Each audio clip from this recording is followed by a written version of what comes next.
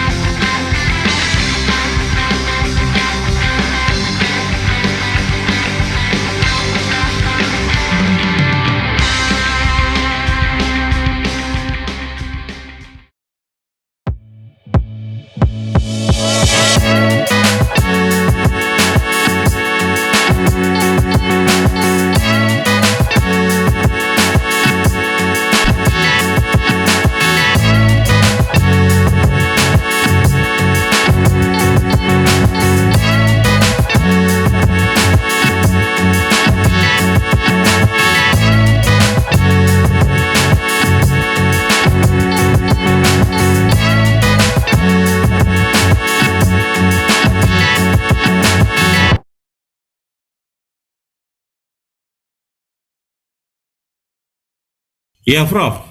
Saya kira pertanyaan krusialnya adalah seperti apa sebetulnya ruang konstitusional kalau penundaan pemilu itu benar-benar terjadi dan seberapa kemungkinannya, Prof, kalau melihat dinamika kontestasi politik yang real sekarang ini berjalan, Prof. Silakan diberikan perspektif awalnya, Prof. Secara hukum tata negara, pemilu itu ditunda tidak dilaksanakan sesuai waktunya itu jika ada bencana alam, jika ada perang, atau hal-hal yang tidak terhindarkan. Di luar itu, pemilu yang ditunda karena alasan-alasan non-hukum, non-yuridis, non-konstitusional, ya tidak punya dasar. Dan itu yang kita khawatirkan terkait dengan wacana penundaan yang sekarang muncul. Dia lebih dari bagian dari strategi untuk merawat kekuasaan. Ada pihak-pihak yang tidak siap untuk berkontestasi, kemudian melakukan langkah-langkah cawe-cawe untuk mendukung salah satu calon, salah dua calon, kemudian mengeliminasi calon yang lain. Jika kemudian dirasa langkah-langkah cawe-cawe tidak cukup, maka masuklah ke langkah-langkah penundaan pemilu. Itu yang tentu saja tanpa dasar yang tadi saya sebutkan, ekstra konstitusional, artinya tidak punya dasar dan harus kita kritisi, harus ditolak, begitu. Ada yang berspekulasi, Prof, bahwa ini nanti terkait dengan amar putusan MK yang ditunggu, yakni sebagaimana yang Prof kemarin sampaikan, pemilu proporsional tertutup. Seperti apa sih logika hukumnya, Prof? Ya begini, dulu sekitar sebulan, kurang dari 2 bulan yang lalu saya mendapatkan telepon dari Ketua Dewan Perwakilan Daerah Pak Lanyala yang mengatakan putusan MK akan menerapkan sistem proporsional tertutup dan menunda pemilu supaya alasannya KPU punya waktu dengan perubahan sistem yang ada itu. Tentu ini satu informasi ya. Kemudian Pak Mahfud itu juga dikunjungi oleh beberapa politisi yang mengatakan mereka juga masuk ke dalam skenario menunda pemilu. Dan tentu saja ini ditolak oleh Pak Mahfud karena kata beliau arahan instruksi dari presidennya adalah laksanakan tepat waktu. Karena itu kemarin pada saat saya melakukan langkah advokasi publik agar putusan MK terkait dengan sistem pemilu legislatif proporsional terbuka atau tertutup tidak keluar dari semangat demokrasi dan responnya beraneka ragam, saya juga kemudian harus memagarinya supaya tidak keluar dan kemudian kebablasan menjadi langkah-langkah yang membuka pintu penundaan pemilu. Kenapa demikian? Karena ya harusnya tidak ada. Dan itu sebabnya saya kemarin menulis surat terbuka kepada Ibu Megawati Soekarno Putri karena salah satu yang punya kunci dan punya power untuk mendorong agar penundaan pemilu ini dilaksanakan adalah Ketua Umum Megawati Soekarno Putri. Beliau juga dalam berbagai kesempatan menolak 3 periode jabatan presiden, penundaan pemilu, termasuk itu berarti perpanjangan jabatan presiden. Menurut saya ini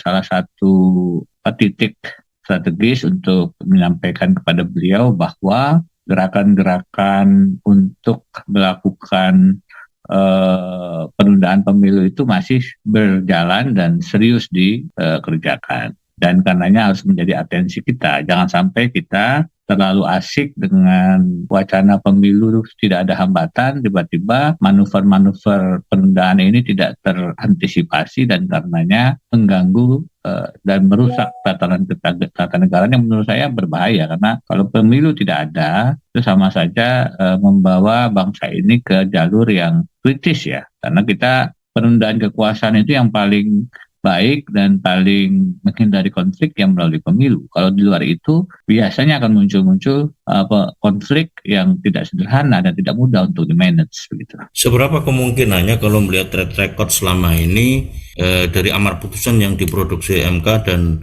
pasca revisi Undang-Undang MK dan relasi antara Presiden dengan lembaga The Constitutional Guardian MK ini, Prof? Penundaan itu tidak mesti lewat MK saja. MK satu pintu, jika kemudian ada ruang untuk dimanfaatkan, maka kelompok-kelompok yang punya agenda penundaan masuk lewat sana. Saya juga menulis pada surat terbuka itu, pintu yang lain misalnya, di antara banyak pintu adalah lewat PK Muldoko atas Partai Demokrat. Yang kalau itu kemudian hasilnya Demokrat betul-betul dibegal oleh Kepala Staf Presiden Muldoko, maka saya tidak yakin Demokrat akan diam. Itu akibatnya bahwa Anies juga tidak menjadi capres, juga saya tidak yakin pendukung Anies Baswedan juga akan diam. Nah itu dinamika-dinamika semacam itu meskipun tidak kita harapkan bisa saja kan membuka ruang penundaan. Nah langkah baiknya kita mengantisipasi supaya tidak terjadi. Itu sebabnya saya memberikan early warning system seperti putusan Mahkamah Konstitusi, juga saya bawa ke ruang publik sebagai alarm supaya kita semua wake up gitu, bangun, wake up call. Kalau ada putusan semacam itu tentu akan mengganggu proses demokrasi di tanah air karena rakyat tidak lagi punya kadar menentukan dalam memilih calon anggota legislatif maupun anggota legislatif yang menjadi wakilnya di parlemen. Demikian juga dengan PK Muldoko, ini belum diputus, kita lakukan alarm, early warning system. Kalau sampai kemudian tidak dijaga, tidak dikawal, karena proses PK di MA itu tidak ada sidangnya, tertutup, tanpa ada lampu sorot publik, maka dia rentan terhadap proses yang transaksional dan koruptif.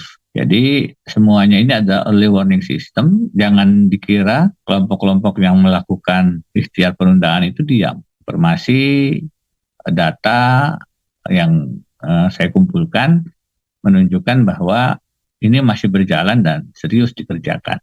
Penundaan pemilu baik melalui mekanisme MK maupun melalui apa yang Anda sebut tadi sebagai PK Muldoko, kalau memang benar-benar terrealisasi, apa sih implikasi hukum dan politiknya, Prof?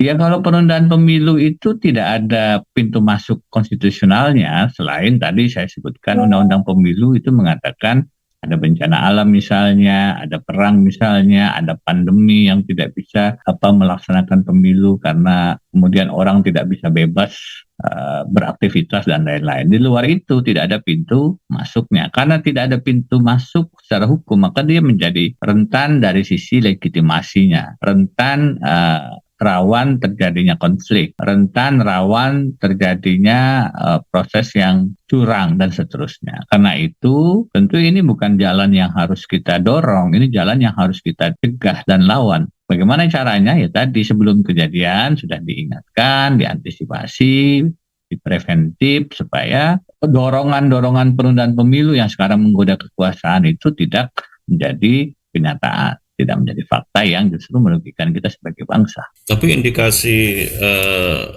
sebagaimana yang nampak seperti sekarang bahwa sistem presidensial itu lebih memberikan effort kepada kewenangan lebih kepada presiden, itu kan bisa kita lihat. Dan kalau ini memang benar-benar terjadi, khawatir kita begitu, Prof.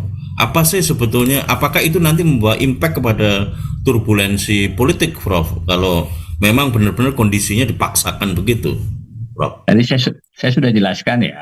Saya sudah jelaskan apa konsekuensinya. Jadi kalau saya ulang lagi, itu membuka ruang di langgarnya konstitusi, membuka ruang konflik, menimbulkan pemilu yang suasana ketidakjujuran, public trust yang kemudian bermasalah. Jadi sudah jelas itu tadi saya sampaikan.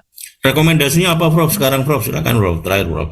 Bagaimana tadi saya sampaikan, kita masuk ke proses yang melawan gerakan-gerakan penundaan pemilu ini, bawa ke ruang publik proses-proses yang sekarang sedang ada di panggung-panggung belakang. Saya membawa proses putusan MK ke panggung depan, diperhatikan oleh masyarakat, menjadi perhatian partai, bakal calon anggota legislatif, semua orang bicara, sehingga kemudian MK-nya sendiri ada di bawah lampu sorot untuk memutuskan dengan cermat, dengan teliti. Ruang-ruang panggung belakang ini yang gelap, penuh dengan transaksi negosiasi yang biasanya tukar guling, koruptif, tidak kemudian untuk kepentingan publik, kepentingan bangsa, mesti dibawa ke ruang publik sehingga kemudian masyarakat itu bisa mengawasi dan terlibat, bahkan melakukan langkah-langkah antisipasi jika diperlukan. Karena jika tidak, ini ruang-ruang belakang ini sebenarnya tidak kondusif untuk kepentingan bangsa dan pemilu yang jujur dan adil. Akhir yang terakhir, Prof. Banyak orang yang meragukan, Prof, bahwa kontestasi politik yang sekarang sudah dilakukan dan sekarang tinggal menunggu seperti apa ke depan realisasinya. Itu terjadi sebuah perubahan struktural yang mendasar. Karena secara faktual oligarki itu mencengkeram begitu, Prof. Anda melihatnya seperti apa, Prof? Itu mesti dilawan dengan kesadaran pemilih rakyat untuk melakukan kudeta konstitusional. Sekarang saya sepakat penegakan hukum kita, penegakan sistem pemilu kita, dunia bisnis kita, itu rentan dengan tangan-tangan oligarki yang koruptif dan bergerak dengan karakter mafioso. Bagaimana cara melawannya? Salah satu yang paling kuat adalah melalui suara pemilu. Inilah kudeta konstitusional yang sah, ya, kudeta tapi sah karena dilakukan oleh masyarakat lewat evaluasi mandat yang diberikannya setiap 5 tahun kepada presiden, kepada anggota parlemen yang nanti akan bergulir ke lembaga-lembaga lain, memilih Mahkamah Konstitusi, memilih KPK dan seterusnya, karena itu biasanya terkait dengan proses seleksi yang dilakukan oleh presiden DPR. Jadi rakyat makanya mesti kita lakukan, berikan informasi yang belum terpahamkan, diberikan edukasi, dan yang sudah terlanjur misalnya masuk ke dalam perangkap disinformasi, ya kita berikan informasi yang lebih benar supaya pemilik mandat kedaulatan ini bisa menggunakan suaranya, kertas suaranya. Ballot is stronger than the bullet. Kertas suara itu bahkan lebih punya kekuatan dibandingkan peluru sekalipun. Itu efektif untuk menentukan arah pembangunan negara kita menuju masyarakat yang lebih berkeadilan dan berkemakmuran. Terima kasih, Prof. Ya sallallahu murakum jami'an, Prof. Barakallahu fikum, Prof. Salam untuk teman-teman di Australia, Prof. Melbourne, Prof. Makasih, Prof. Makasih, Prof. Ya, saya akan lanjutkan kepada pembicara yang lain. Waalaikumsalam warahmatullahi wabarakatuh. Makasih, Prof. Sekali lagi, Prof. Makasih.